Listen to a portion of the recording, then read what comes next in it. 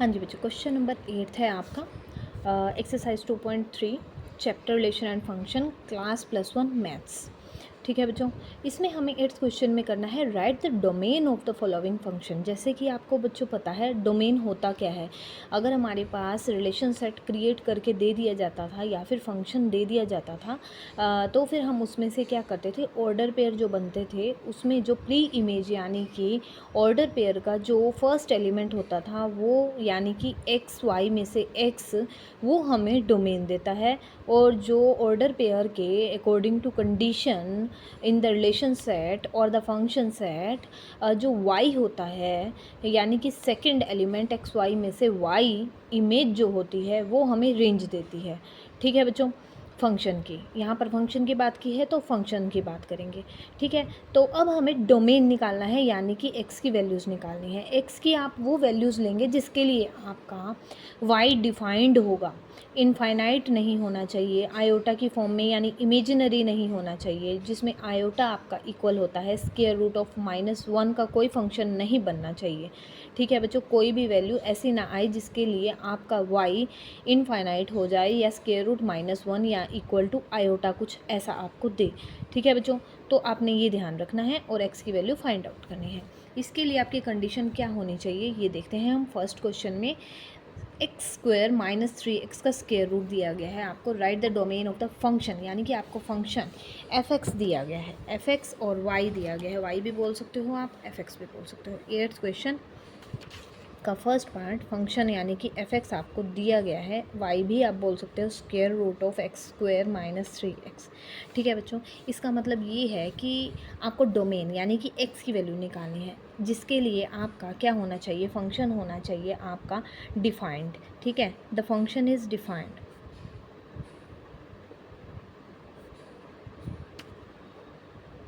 Function तब defined यानी f(x) आपका तब डिफाइन हो पाएगा जब आपका x² -3x जो है वो greater than and equal to 0 होगा। या तो यहाँ पर आपकी वैल्यू 0 आ जाए या फिर पॉजिटिव आए। ठीक है, नेगेटिव नंबर नहीं आना चाहिए स्क्वायर रूट के अंदर। ठीक है बच्चों, तो ये हमारा कहने का मतलब है। अब इसके फैक्टर कर दें, इसका मतलब ये होता है नेगेटिव वाला केस देखो कहाँ होगा ये।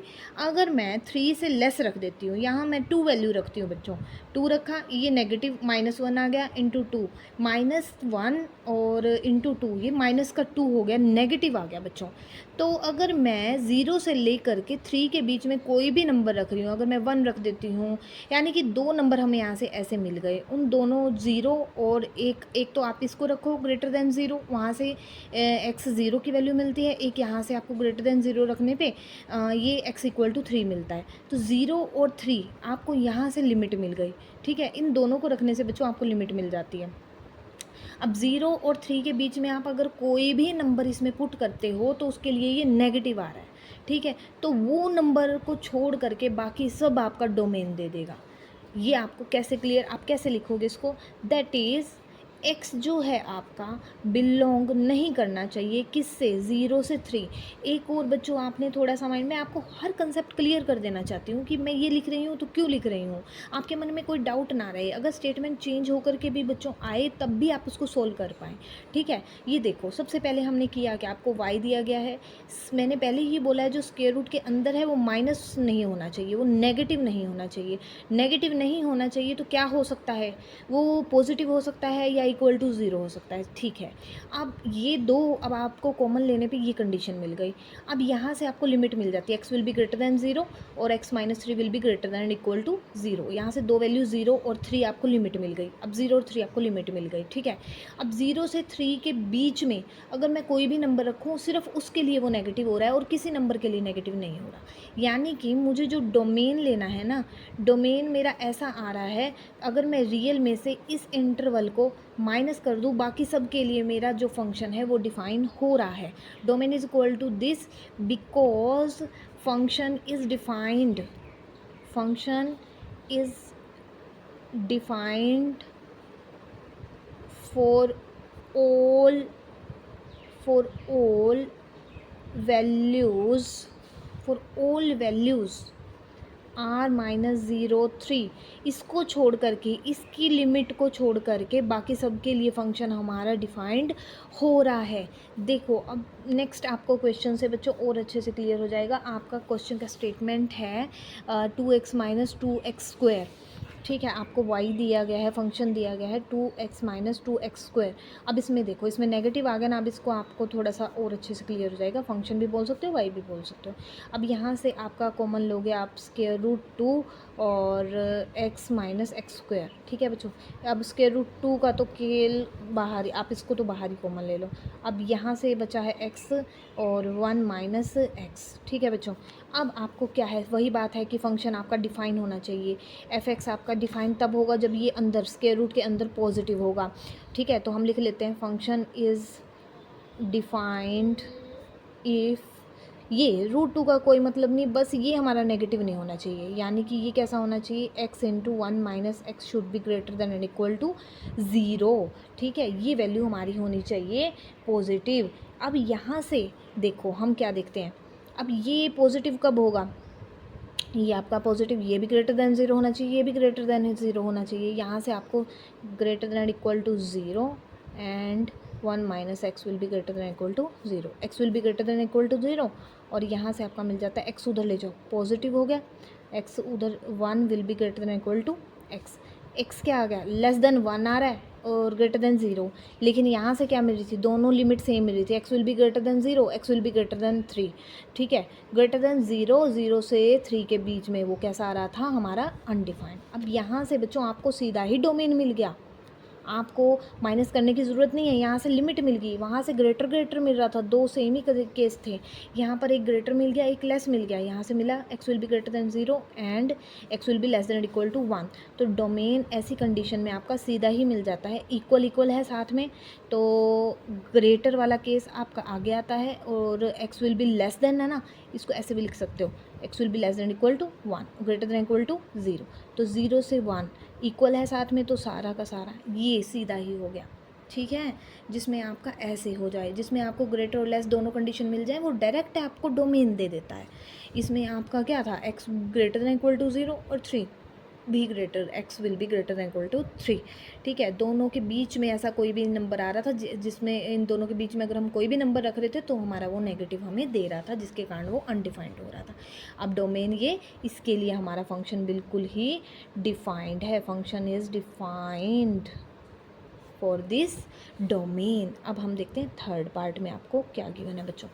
थर्ड पार्ट में आपको दिया है 3 माइनस 2x माइनस, ये भी कुछ इसके जैसा ही है। देखो बस इसमें माइनस x² है, मैं इसमें देखते हैं हमारी कंडीशन क्या बनती है। 3 माइनस 2x माइनस x², तो आपको y या fx दिया गया है 3 माइनस 2x माइनस x², ठीक है। अब इसमें देखते हैं हम इसमें क्या करते हैं, हम थोड़ा सा ना इसको ऐसे कर लेते हैं, minus x² minus 2x minus के 3, वही बात है हमारा प्लस के 3 जो, तो प्लस के 3। अब हमारा क्या होना चाहिए, वही सेम बात, यहाँ तक तो हमें सेम ही लिखना है। Function is defined if minus x² minus 2x plus 3 will be greater than and equal to 0, या तो 0 हो जाए या पॉजिटिव रहे तो आ सकता है हमारा फंक्शन डिफाइंड। अगर माइनस में आता है तो वो हमें आयोटा वाली टर्म दे देता है। तो देखें हम यहाँ से इसके फैक्टर देखें बना करके, दोनों ही प्लस में मिलते हैं या फिर दोनों कैसे मिलते हैं हमें, नेगेटिव, दोनों प्लस या एक प्लस नेगेटिव। तो फैक्टर बनाए माइनस x² प्लस ये हो गया माइनस का 3, माइनस का 3x प्लस का x, माइनस के 2x और 1 multiply plus 3 will be greater than equal to 0। इसके फैक्टर बना लेते हैं हम, x² x माइनस का x, माइनस का x कॉमन, तो x प्लस 3 और यहाँ से और क्या मिलता है हमें बच्चों में, यहाँ से मिलता है प्लस का 1,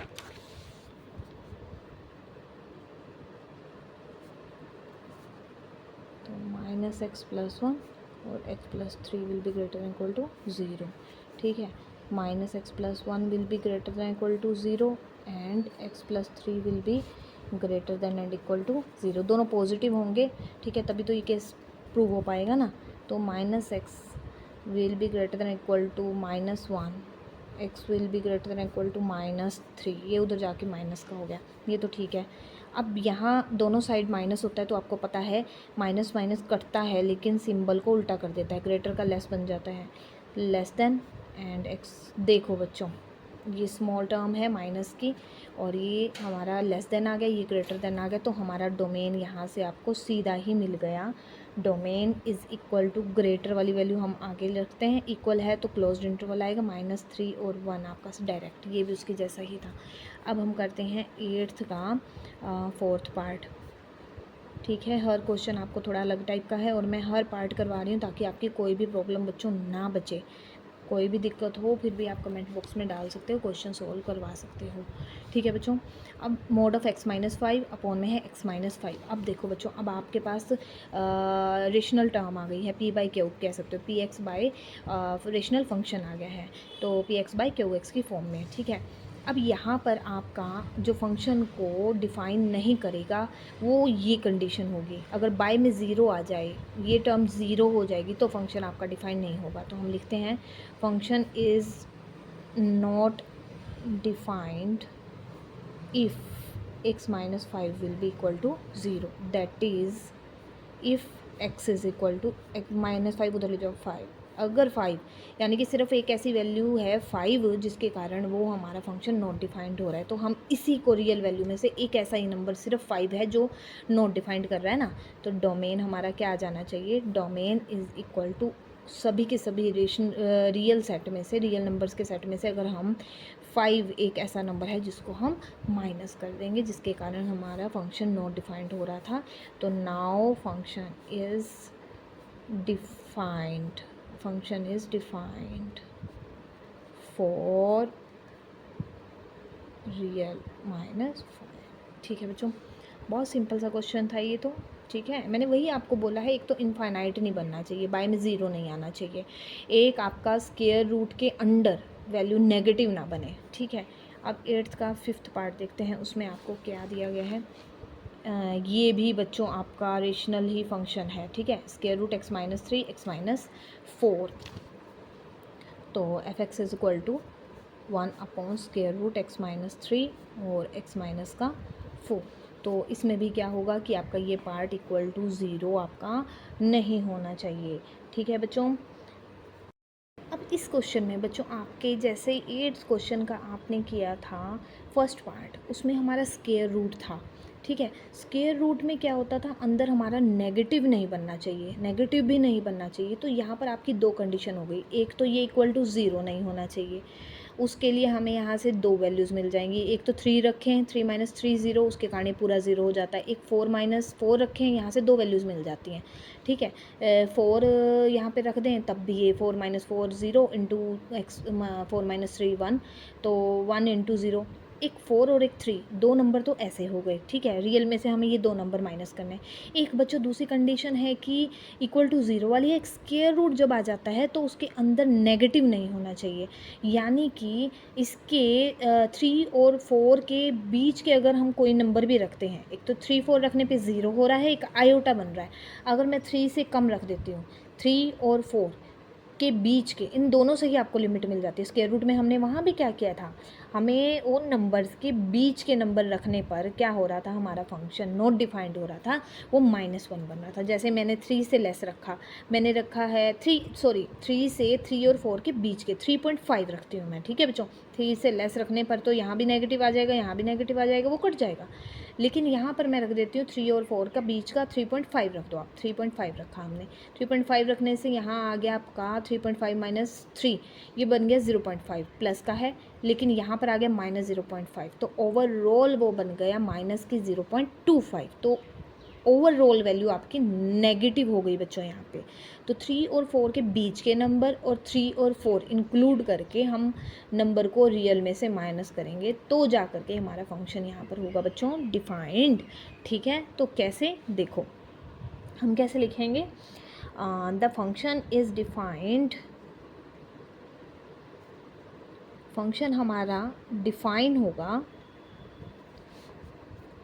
इफ़ x-3 x-4 जो है वो कैसा हो, पहले हम कह रहे थे ना greater than equal to zero, upper के लिए हम क्या रखते थे बच्चों, इक्वल टू ज़ीरो भी हो सकता था, लेकिन अब बाय में हम ज़ीरो भी नहीं ले सकते, तो हम क्या लिखेंगे, इट इज़ पॉजिटिव, पॉजिटिव यानी कि ये हमें greater than equal to zero ही चाहिए, ठीक है, इक्वल टू ज़ीरो ही चाहिए, ठीक है। तो यहाँ से हमारा एक तो हमें x3 और 4 ये तो हमें पता चल गया, greater than zero, greater than zero, greater than 3, greater than 4, यहाँ पर ये चीज़ नहीं, यहाँ से इक्वल टू ज़ीरो रख के x इक्वल टू 3 और x इक्वल टू 4 मिल गया, और हमारा ये आ जाता है कि x जो है वो हमारा बिलोंग नहीं करना चाहिए, एक तो हम पॉजिटिव लेना है, हमें इक्वल टू ज़ीरो भी नहीं लेना है, तो 3 और 4 को भी इंक्लूड करना पड़ेगा और उसके बीच की टर्म्स को भी आपको लेना पड़ेगा, तब जा कर के हमारा फंक्शन डिफाइंड होगा, ठीक है। इसका मैं एक छोटा सा फंक्शन एक्स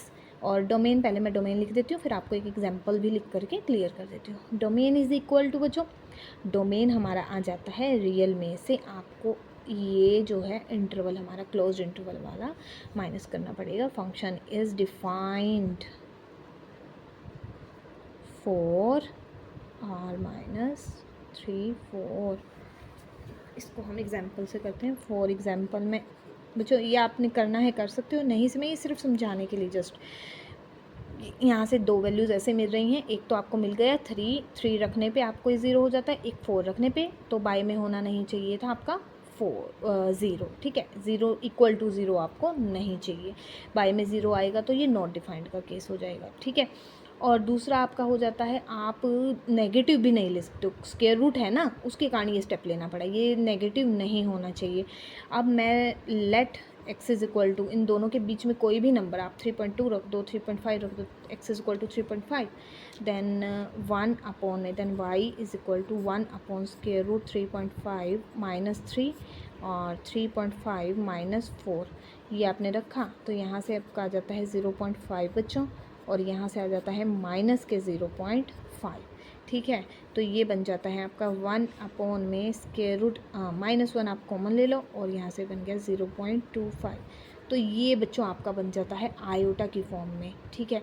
ये हमें यहाँ पर इसमें नहीं लेना है, क्रॉस का मतलब ये फंक्शन को, फंक्शन इज़ नॉट डिफाइंड हो जाता है, और हमें फंक्शन चाहिए डिफाइंड, इसलिए हमें 3 से 4 के बीच के नंबर भी हमें नहीं लेने हैं, ठीक है बच्चों। इसलिए हमारा जो है x 3 से 4, 3 और 4 भी नहीं होना चाहिए, और उसके बीच के नंबर भी हमारे नहीं आने चाहिए। अब नेक्स्ट क्वेश्चन करते हैं, आपको और कंसेप्ट क्लियर हो जाएंगे बच्चों इसके।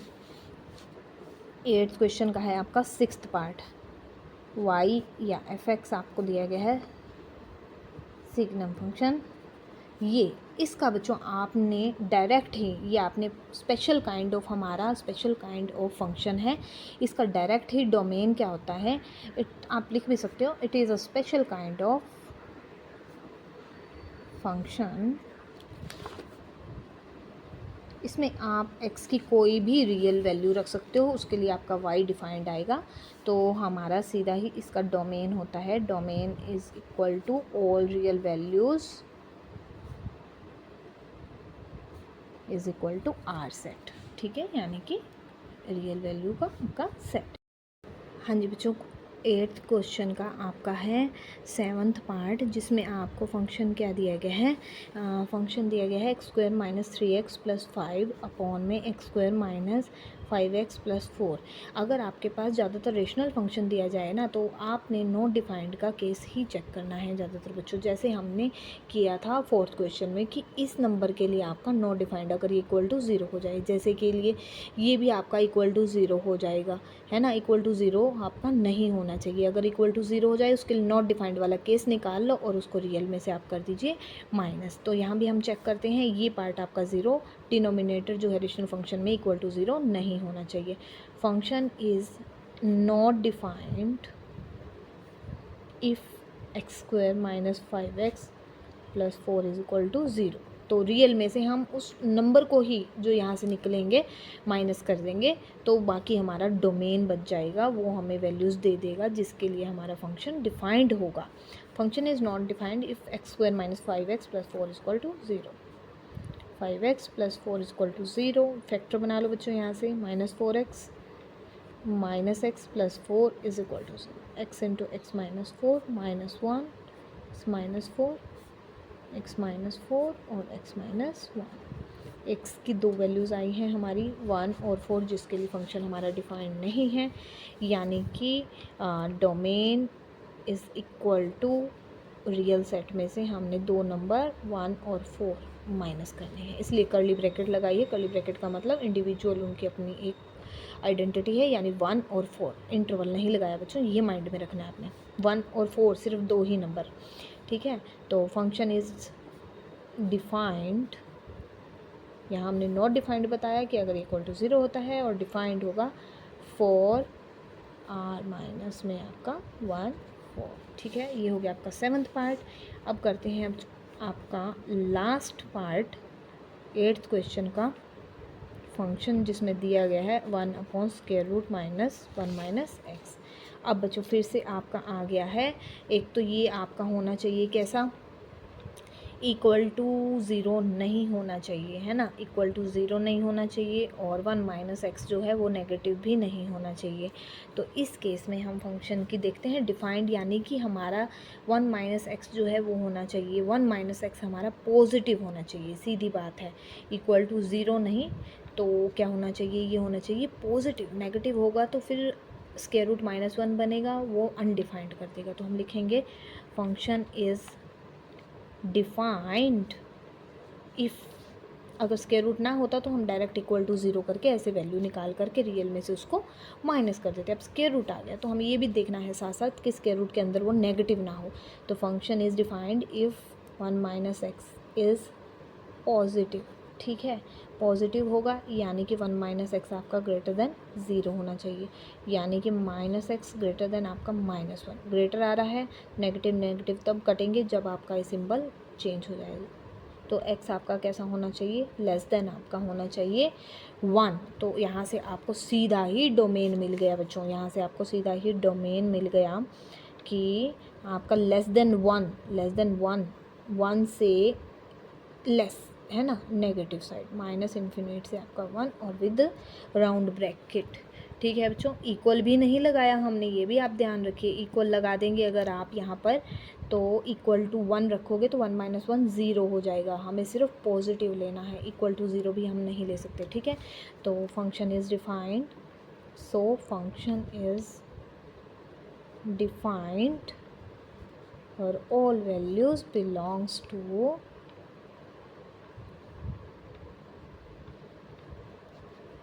ठीक है बच्चों, ये हो गया आपका 8th क्वेश्चन। अब करते हैं क्वेश्चन नंबर हमारा 9th।